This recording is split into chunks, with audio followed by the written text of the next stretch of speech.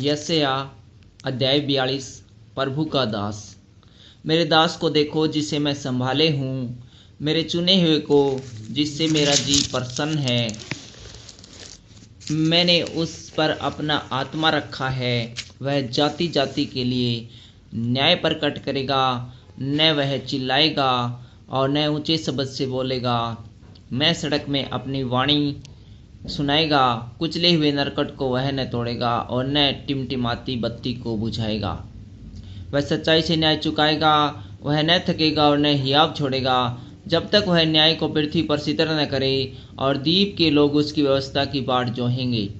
परमेश्वर जो आकाश का सर्जने और तानने वाला है, जो उपज सहित पृथ्वी का फैलाने वाला और उस पर के लोगों को सांस और उस पर के चलने वालों को आत्मा देना वाला यहोवा है, वह यूं कहता है, मुझ यहोवा ने तुझको धर्म से बुला लिया है। मैं तेरा हाथ थाम कर तेरी रक्षा करूंगा।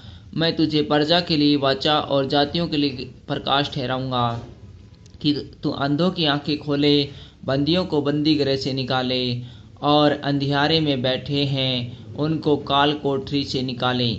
मैं यहोवा हूँ, मेरा नाम यही है। अपनी महिमा मैं दूसरों को न दूंगा और जो स्तुति मेरे योग्य है वह खुदी हुई मूर्तियों को न दूंगा। देखो, पहली बातें तो हो चुकी है, अब मैं नई बातें बताता हूँ। उनके होने से पहले मैं तुमको सुनाता हूँ। स्तुति का एक गीत। हे समुंदर पर चलने वालों, हे समुंदर के सब रहने वालों, हे द्वीपों, तुम सब अपने रहने वालों समेत यहोवा के लिए नया गीत गाओ और पृथ्वी की छोर से उसकी स्तुति करो।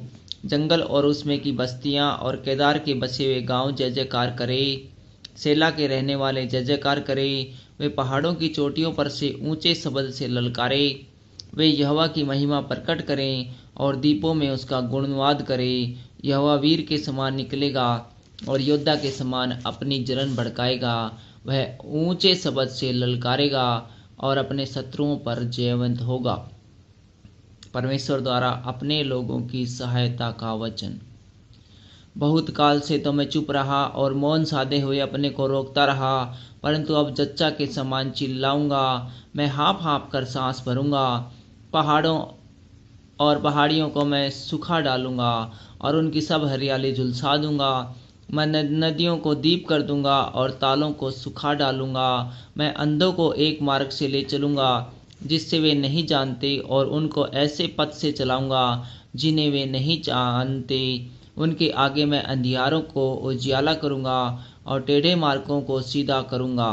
मैं ऐसे ऐसे काम करूंगा और उनको न त्यागूंगा। जो लोग खुदी हुई मूर्तियों पर भरोसा रखते और ढली हुई मूर्तियों से कहते हैं, तुम हमारे ईश्वर हो, उनको पीछे हटना और अत्यंत लज्जित होना पड़ेगा। इजराइल सीखने में असफल। हे बहरों सुनो, हे अंधों आँख खोलो कि तुम देख सको। मेरे दास के विषय कौन अंधा है? मेरे भेजे हुए दूत के तुल्य कौन बहरा है? मेरे मित्र के समान कौन अंधा या यहोवा के दास के तुल्य कौन है? तू बहुत सी बातों पर दृष्टि करता है परंतु उन्हें देखता नहीं है। कान तो खुले हैं परंतु सुनता नहीं है।